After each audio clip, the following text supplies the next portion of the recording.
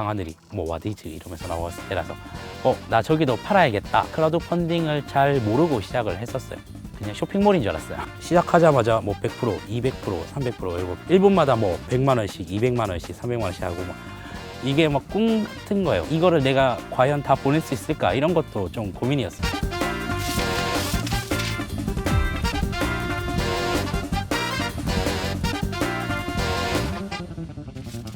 안녕하세요. 저는 살구로 1억 2천만 원 크라우드 펀딩을 성공하고 영천에서 과일 농사를 짓는 자연의 시간 대표 신현돈이라고 합니다. 농대를 가게 됐어요.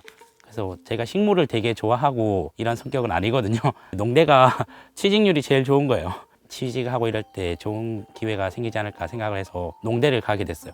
뭐 부모님이 농사를 짓는 것도 아니었고 뭐 해본 적도 없었는데 학교를 가서 그런 걸 접하게 된 거죠.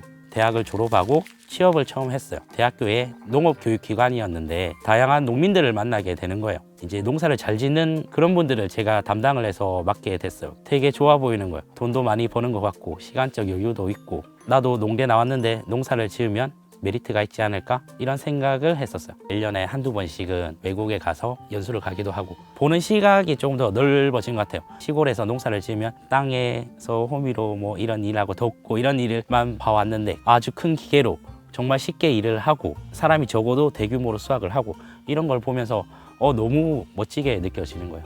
농업인이 되어야 되겠다고 생각한 게 2017년도예요. 이제 나이가 한 30살 정도 되니까 제 인생에 뭔가 변화가 필요하다고 생각을 했었거든요. 바로 농사 지으러 가기는 어렵잖아요.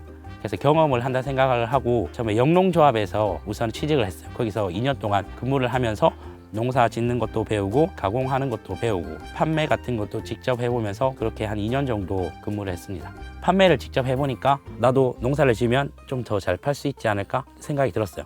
그런 경험들이 농사를 짓고 하는데 도움이 된 것 같아요. 2018년도에 청년농업인 영농정착지원사업이라는 게 생겼어요. 새로 시작하는 농부들에게 월 100만 원씩 3년 동안 지원을 해주고 또 땅을 사면 2% 정도의 결의로 융자를 해주고 진짜 막 빛처럼 느껴졌어요. 내가 여길 꼭 돼야겠다.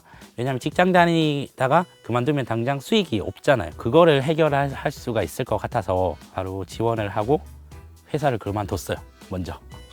우선은 내가 떨어져도 농사를 지어야겠다는 생각을 했었어요. 그래서 그 해에 바로 준비를 하고 제가 땅이 없으니까 임차를 했어요.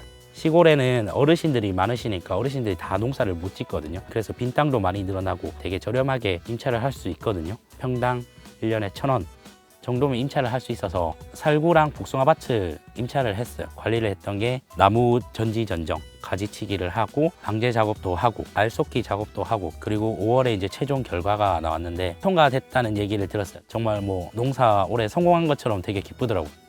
2019년 6월 중순에 처음 수확을 했어요. 살구를 가장 처음 수확을 했는데 그 해에 살구가 작황이 그렇게 좋지는 않았어요. 이제 이걸로 수익이 당장 생기잖아요. 그러니까 이제 조금 여유가 생기지 않을까. 농사 지으면은 수확하기 전이 가장 힘든 시기예요. 작년에 벌었던 걸로 생활을 해야 되니까 수확이 가까이 갈수록 돈이 없는 시기니까 그때 되게 좀 반갑게 느껴지고 했었죠. 제가 처음 사업자를 낸 게 2019년 7월 1일이에요. 처음 농사를 짓고 판매를 하려고 하다 보니까 사업자가 있어야 되잖아요. 그래서 그때 초아농원이라는 이름으로 먼저 개인 사업자를 냈어요. 초아가 새싹이란 뜻이라고 했잖아요. 그래서 저도 처음 농사 짓는 농부로서 새싹처럼 초심을 잃지 않고 이 마음대로 농사를 짓겠다 이런 뜻으로 판매를 할 수 있다 이런 생각을 하게 되니까 기회가 많이 생기지 않을까 이런 생각을 하게 됐던 것 같아요. 제가 이제 초보잖아요. 초보 농부가 공판장 가서 좋은 가격을 받는 거는 불가능해요. 이제 꾸준히 내신 분들은 이름 자체가 브랜드가 되어 있는 거기 때문에 꾸준히 내고 어느 정도 규모 있는 분들이 더 좋은 가격을 줄 수밖에 없어요. 저처럼 브랜드가 없는 사람은 좋은 걸 가지고 가도 가격을 못 받는데 좋지도 못하니까 가격을 못 받는다 생각을 했죠. 실제로 내봤을 때도 가격을 못 받았어요. 무조건 적자가 날 것 같은 거예요. 그래서 온라인에 팔면 내가 그래도 조금이라도 수익을 더 낮게 받을 수 있지 않을까 생각을 했었고 네이버에 스마트 스토어를 개설을 했어요. 그때는 스토어팜 이렇게 불렀는데 처음 등록을 했고 처음 팔아도 잘 안 팔리잖아요. 그래서 직거래를 할 수 있는 카페 같은 데도 팔고 밴드 같은 데도 팔고 그렇게 이제 시작을 했어요. 처음 판 게 살구였는데 가격을 엄청 비싸게 파시는 거예요. 공판장에를 한 2만 원 받을 걸 온라인에는 한 4만 원 받고, 그런 가격 갭 차이가 좀 크게 느껴졌었고, 조금이라도 싸게 팔면 많이 팔 수 있을 것 같은 느낌이 들었거든요. 검색을 했을 때 가장 많이 파시는 분 가격보다 저렴하게 팔았어요. 동시에 블로그를 했었거든요. 아내 될 여자친구가 블로그를 하라고 하는 거예요. 이런 거 농장 홍보도 하고 농사 짓는 이야기도 하고, 그렇게 시작을 했던 일인데 해보니까 재미가 생기는 거예요. 반응이 오면은 또 좋고, 과일 기다리는 분도 생기고, 방송에서 뭐 촬영을 한다, 신문에서 기사를 찾는 그런 것들을 찾는다 이러고 할 때 우리가 할 수 있는 가장 쉬운 게 그냥 검색을 하는 일이잖아요. 영천에 있는 살구 농부를 찾는다, 검색에 잡히니까 저한테 연락이 오게 되고, 그래서 그런 좋은 기회가 여러 생겼어요. 돈이 들지 않는 일이니까 그때부터 이제 뭐 꾸준히 했어요. 그래서 농사 짓는 이야기 말고도 사소한 것도 많이 내용을 적었어요. 소비자를 관리하는 거는 엄청난 스트레스죠. 직접 이제 소통을 해야지 판매를 할 수 있는 일이잖아요. 좋은 상품을 받아서 후기로 올라오거나 좋은 이야기로 오면은 너무 기분이 좋은데, 그렇지 않은 경우도 있잖아요. 아무리 좋은 걸 선별하고 해도 배송 중에 무조건 사고가 발생을 해요. 하루만 연기돼도 모르는 경우가 생기거든요. 그런 것 때문에 문제가 많이 발생을 하죠. 아침에 막 7시 막 이렇게 전화 와서 막 얘기를 하거든요. 아, 상품이 어떻게 그런 걸 보내냐면서 막 이렇게 얘기를 해요. 저는 당연히 좋은 거 고르고 골라서 이렇게 보내는데, 그러면 우선 상황 설명을 해드리고 환불 해드리거나 교환해주면은 다들 뭐 별 말씀 없으시죠. 직접 대면해서 사는 게 아니니까 그런 문제가 발생할 수밖에 없는 것 같아요. 그래서 최대한 이제 그런 사고를 줄이려고 포장이나 이런 것도 더 신경 써서 하고, 더 튼튼한 걸로 하려고 하고, 그렇게 노력을 합니다. 처음에 이 포도밭을 샀을 때 저는 거봉밭이었거든요. 그 해에 영천에 폭설이 왔어요. 이 하우스가 다 무너졌어요. 거봉 농사를 시작도 안 해본 그런 단계여서 다른 걸로 바꾸고 싶은 생각이 있었거든요. 그게 오히려 더 좋은 계기가 돼서 피해 지원도 받고 샤인머스켓으로 다시 다 바꿨습니다. 시설도.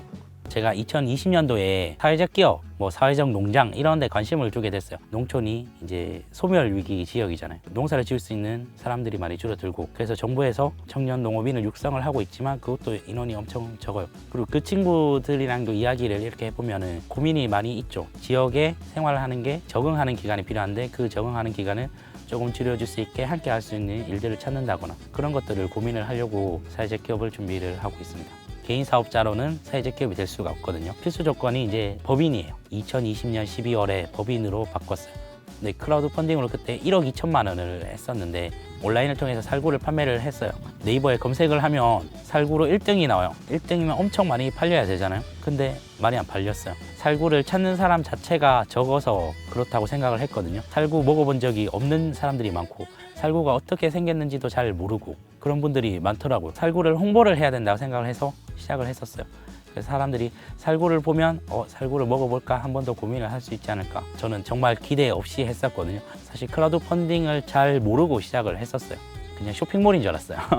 그 당시에 딱 TV에서 광고가 나올 때였어요. 강하늘이 뭐 와디즈 이러면서 나왔을 때라서 나 저기도 팔아야겠다 이런 생각을 해서 했는데, 처음에 들어가 보니까 너무 생소한 곳이에요. 이제 메인에 나오는 데는 뭐 캠핑용품, IT 제품, 뭐 화장품, 농산물 원물이 할 수 있을까? 이런 고민을 했었는데 또 한 분들이 계시더라고요. 그래서 나도 할 수 있겠다 이런 생각을 했었죠. 첫날 오픈했다는 것도 잊고 있었거든요.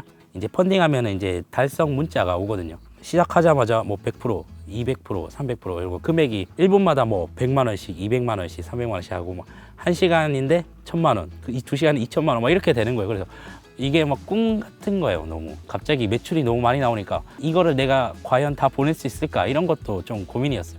이 주문을 너무 많이 받으면 내가 답할 수 있을까. 정말 주변에 있는 지인들 다 불러서 일을 했습니다. 거의 일주일 안에 다 발송을 해야 되는데 일주일 안에 내가 4,000개를 보내본 적이 없으니까 엄청 바쁘게 일을 했어요. 주말도 일을 하고.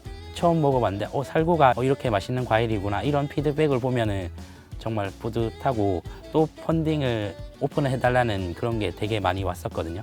그래서 그런 걸 보고 이제 해마다 이제 살구를 찾는 사람들이 많이 늘어날 수 있겠구나, 이렇게 생각을 했습니다. 수수료를 떼고 또 제가 광고 썼으니 광고료 떼고 돈은 1억 조금 더 넘게 들어왔습니다. 정산이 선정산이에요. 그래서 물건 보내기 전에 돈이 먼저 들어와요. 50% 정도 들어오거든요. 돈이 먼저 한 6천만 원 이렇게 들어오니까 그것도 되게 좋더라고요. 당장 뭐 매출도 많이 나오기도 했지만 그걸 통해서 다른 플랫폼에도 많이 입점을 하게 됐어요.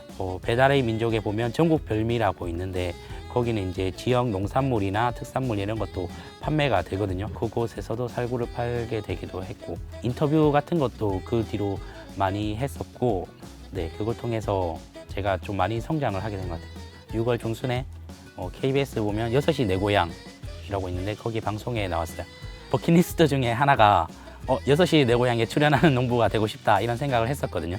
올해 또 살구가 나오는 시기에 맞춰서 그게 나왔었죠. 작가님이 직접 연락을 주셨는데 블로그 같은 거 내용을 보고 저에게 연락을 주신 것 같아요. 촬영할 때는 농사 짓는 거 수확하는 거 이런 거 찍으니까 내가 방송 중이구나 이런 거 생각을 못 했는데 끝나고 나서 너무 연락이 많이 와서 폰을 꺼뒀거든요. 다음날 여니까 부재중이 300통 와 있어서 정말 방송 보고 연락 주시는 분이 많구나 이렇게 생각이 들더라고요.